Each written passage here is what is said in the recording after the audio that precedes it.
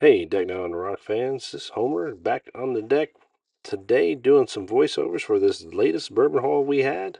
This is on our way back from Maker's Mark after we did our barrel pick with Nate Roberts, one of our good members, and we appreciate him taking us there and had an opportunity to make a couple stops on the way back. And this Exit 41 liquor store in London, Kentucky was a pretty good one. They had some decent bottles. Some were a little bit on the secondary price area, and some were priced decent. We did walk away with some, so stick around and see what we get when we're done with this hunt. Don't bail out on us. Check us out at the very end where we get a rare bottle. All right, guys, enjoy. All right, guys, right from the start, we see the allocated bottles behind the counter. They have the Heaven 18, some big bottles of special, well, special reserve, Master Keep Voyage, and the Remus Gatsby up there. I moved too fast on this, but I know we come back to it, so we'll get into those prices in just a minute. Here's me getting the camera set up for the other stuff they have right in front with the regular old Blantons and some stuff that they feel like is special that I thought the camera was moving slow, but obviously it's not because I'm looking at the fucking ground. I was going to take that out, but I'll just leave it in there because I decided to stop taking myself so damn serious and just have fun with this shit. So anyway, here is some Jephtha Creed. It's what we've had we didn't like, and I don't know where I'm going. Maybe looking around this corner to see what's down here, and it looks like it's just the other things that liquor stores carry that we don't like. There's some cream stuff, rum chata and Kahlua and Bailey's and Amaretto, and what is that? Grenadine heartburn maker. Alright, that's enough of this. Let's just go ahead and edit the rest of this out till we get the stuff we really want to see. Alright, here's some Starlight Blackberry Bourbon whiskey. I guess it's not bourbon if it's blackberry. So, heard a lot of good things about Starlight, and everybody's looking for this blackberry crown. So, this Starlight Blackberry blended flavored blackberry whiskey might be good. So, if you want to try blackberry, this place had a bunch of this stuff. All right, now back to the real bit of bourbon and whiskeys. There's the Jim Beam 7. Still not a fan. Tried it again. Still didn't like it. The Jim Beam Double Oaked. I'm eventually going to try it, but I don't think I'm in a big hurry to do it. The Jim Beam Double Cut. Jack Daniels Fire. Jack Daniels Apple. I bet you there's old number 7. I'm probably going to come across the honey soon because that's always together. Maybe I'm wrong. There's Gentleman Jack, Jack Daniels Bonded, the Bonded Rye, the Triple Mash. Never had any of them, but I have heard good things about those three. Bullet Bourbon, it's good to have around for cheap mixed drinks or for people that you don't want to, that don't like bourbon enough to give them the good stuff. Town Branch, not any good. James D. Pepper decanter bottle, I've heard good things and I should get one. Oh boy, Rowan's Creek liked it. Maker's Mark, Weeded Bourbon, basic stuff. If you like it, if you like Weeded Bourbon, it's decent. Maker's Mark 46 is better. There's some Bardstown Origin series. Man, this slow-mo is actually moving pretty fast today. Let's see, regular old Woodford stuff. The Woodford Double Oak's good. 1792 small batch. The other stuff's good. I've never had the small batch. All Elijah Craig's good. All Knob Creek is good. And since we're moving so fast, this is how it's going to be, I guess. Man, this is a being fast again. There's all the Mictors. Calumet wasn't a fan. Baker 7, I thought I liked it last time I tried it. It wasn't that good. Castle and Key used to like it, but I guess we've gotten better at enjoying good bourbon, and that's gone down the list. Old Pepper Distillery, I need to try one of those. I've heard good things, and I'd like to give it a go. The Horse Soldier, I've heard a lot of good things, but I've never had it. We own one, I just haven't opened it. Just keep forgetting about it. Kentucky Gentleman, I've never had it. I probably never will because it's plastic bottles, and why would I take and drink stuff like that when I have a bunch of other things? I don't need it. There's a James Pepper 1776. I've heard that's good. Again, haven't tried it, so I maybe give it a shot one day. We just got so many bottles on our shelf right now, it's hard to buy things that are, guesses or not special. All the Green Rivers, man, those are good things that I've had. Amy's not a big fan of them, but I've enjoyed all the ones we've had, and they're a really good price, so I think it's a good option. Blaine Bow, not so good. Wilderness Trail, the yellow's the wheat. Not a big fan of it, but the other stuff, the rye there is really good. New Riff's really good. If you guys haven't had it, give it a try. I don't like the Jeffersons. Four Roses, if it's not a small batch select or above, I'm probably not going to drink it. The single barrel is good, or the single barrel strength's good. The plastic bottle yellow label stuff, I don't even want to waste my time. Waltons, I've had it before. It's not worth it. It's okay. All the Old Forester, if you can get your hands on any of this stuff, get it. The all of it is good, especially for the price. What they had there, the Larceny, regular Larceny, meh. Legion never had it. Russell's 10, amazing. American Honey, if you want to drink pure sugar, it's good. Wild Turkey. You guys know anything they make that's real bourbon is awesome. The rye, rare breed, the regular rare breed, Kentucky Spirit, all stuff, good stuff. Here comes the Jim Beam, and it is not my favorite. If you guys follow us at all, you know that anything that Jim Beam makes that has the Jim Beam name on it, I don't like. I'm not going to spend money on any of the Jim Beam's things that I know I'm not going to like, especially this white label. I don't drink flavored whiskeys anymore, so this section is not for me. This benchmark down here is a great example of something that's around the same price and is way better than Jim Beam. But I'm going to criticize myself here again and wonder why in the hell am I videoing two shelves at once. So you see half of the top bottle and half of the bottom bottle and nothing we want to see. So time for the magic edit button to start happening. A second for me to get my head out of my ass, but I think I got it figured out now. Back down here are the benchmarks, and they got the options of all the better benchmarks. The top floor, the small batch, the bonded, the single barrel, and foolproof. Those are all good options. They're all good juice for the price. If you've never had one, you have the chance to get one. You should try it. And if you're looking for a cheap bourbon, that's good. That benchmark is probably the best at that price, better than that Evan Williams sitting next to it, or the Jim Beam, or the Jack Daniels. Those are definitely ones you should go for if you're looking for a lower price. So apparently I think they're worth looking at a second time because I've gone back to them. Maybe I just want to get down there and show you those prices. So $16.99 for the small batch, 24 for the single barrel, and I think that said 25. 20 is also 24 for the foolproof. So guys, those are definitely great options to have if you've never had them. They're good. They're definitely better than Jack Daniel's Old Number 7, that Evan Williams, or the white label Jim Beam. So finally moving on to the other bottles in the store.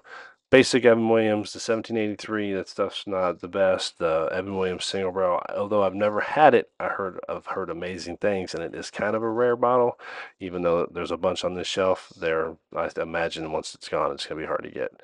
There's the Evan Williams Bottled and Bond. Amy doesn't like it. I enjoy it. I think it's worth the price, and the juice in the bottle is worth the price.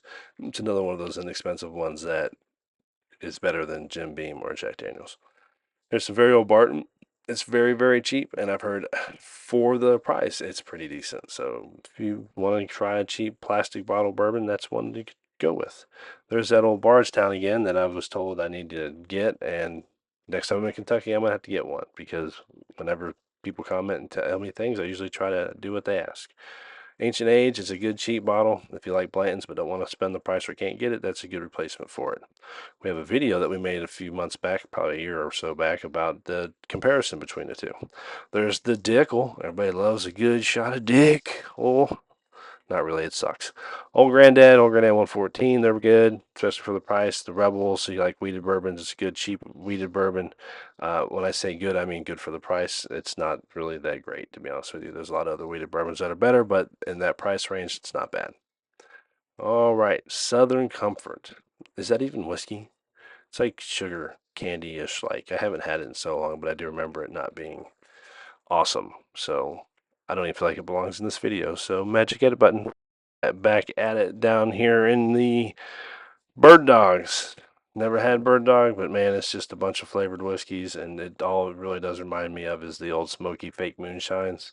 And I mean, if you guys like this stuff, then good for you. Enjoy it. Early Times, basic Early Times. And I've never had it. I'm probably never going to. Early Times Bottle and Bond, it's pretty decent for the price, but the blue screw top is nowhere near as good as the black cork from the old Brown Forman days. Ezra Books, Lux Row product, me. Here's a Kentucky Gentleman again, another plastic bottle I will probably never enjoy. Old Crow, it's got a name that comes around, been around for a long time, but it's also a name of something that is tied in with not good whiskey. 10 high. What in the hell is that? I've never heard of it. It's in a plastic bottle. They're dusty, and there's a whole shitload of it. It's because it's cheap and nobody wants it. That's why it's still there. What is this stuff? You guys can tell that when I do these bourbon hunts, I run through real quick on the slow-mo and don't even look at what I'm looking at because some of this stuff is absolute dog trash. So let's hit that magic edit button and move on into other things that we all want to see. But while we're looking at dog trash bourbon on the screen, let me take the opportunity to say, please like, subscribe, comment, share, hit the bell, and comment below about how what you like, what you don't like, what you see, what you don't see, bottles that you would like for us to buy and try that you see on here, or bottles you never had. Just give us a comment and say hi or anything cool like that. If you really like what you do, hit the join button, be a member, and get all the extra content that we create that is behind the member wall. All right, guys, thanks for watching this, and continue to enjoy this bourbon hunt with our member Nate Roberts. You'll see him in just a minute. Oh, look, Willow Pot Still. Let's all say it together. Gross. So one thing I want to say, guys, is that I enjoy sitting on the deck doing this. That's why we did the on the deck videos for you guys and everything. But I'm sitting out here on the deck making this voiceover, and it seems like every neighborhood, every yard in the neighborhood needs to be cut right now. And I feel like yesterday when I was out here editing videos, every yard was getting cut then too. There's only like 10 houses around us, and every one of them has been cut yesterday, and it seems like they're doing them again today. And I'm just saying that because if you guys, I've moved inside now, so if y'all heard a bunch of lawnmowers and power tools and stuff, I apologize. And that's why I'm in the house, so it'll be not so crappy on the audio. All right, guys. Again, thanks for watching. Hey guys, comment below. Have you anybody ever tried this on the rocks stuff? Just because of the name alone, it's always got me curious, and I thought about trying some just to do one on a video because it's called On the Rocks, like us. It's just flavored liqueur or liquor, so it's a gimmick for probably. It's got me curious just on the name. So if anybody's tried it, comment below and let me know what you think. And here's a little side stand with some Buffalo Trace bourbon cream and some Buffalo Trace bourbon in it, some of the bigger bottles. If you guys ever had the bourbon cream, and if you like cream in your coffee, it's a good one. So if you can get it, give it a taste, and you may like it. The Buffalo Trace Big Boys for $34.99. That's not bad. There's a whole bunch of them. I'm sure some of you guys would be excited to come up on this, but Amy and I aren't huge fans of Buffalo anymore, and we can typically get a bottle when we want one, and we have 2.5 on the bar right now. Not some of these big boys, but we have some, so we don't need it, even though that is a good price for that big a bottle. All right, back to the allocated shelf behind the countertop. Here's some Gadsby Reserve, Remus Reserve for $2.99. The Master's Keep for $2.99, which is a little high. $99 for an RP 12 isn't bad. That's Larceny Barrel Proof for $100, which is pretty decent. And there's a Bernheim. I was never a big fan of Bernheim. I think that's an Ingram and some Jack Daniel's single barrel proofs. So there's some pretty decent stuff they have here, and the prices aren't too bad. But what's really catching my eye is that Buffalo Trace Prohibition series right next to them. And that is a extremely rare sucker. Very hard to find. This guy right here it's just kind of a new version of all the old stuff that was made at the old Stag Distillery back in the turn of the century in the Prohibition time. I don't know. I forget what they said they were charging for it, but I think it was like upwards of $5,000. But as you see right there on that price guide, it was selling in the secondary market for anywhere between $2,000 and $4,000. All right, here's another look at another shelf we had walked by. There's some Weller Special Reserve, some Eagle Rare 10-year, some basic Blantons, Booker's, I don't know which one that is, and another gross bottle of Travelers. So they just had bourbon stuffed all over the place in here when you walked around. They had a lot of it, and I don't know why they weren't selling it because their prices were pretty reasonable. There were some that were high, but for the most part, they were within reason and they weren't extreme secondary. And lastly thing we saw here was some Jack Daniel's Sinatra and a Whistle Pig limited edition 10-year piggy bank rye.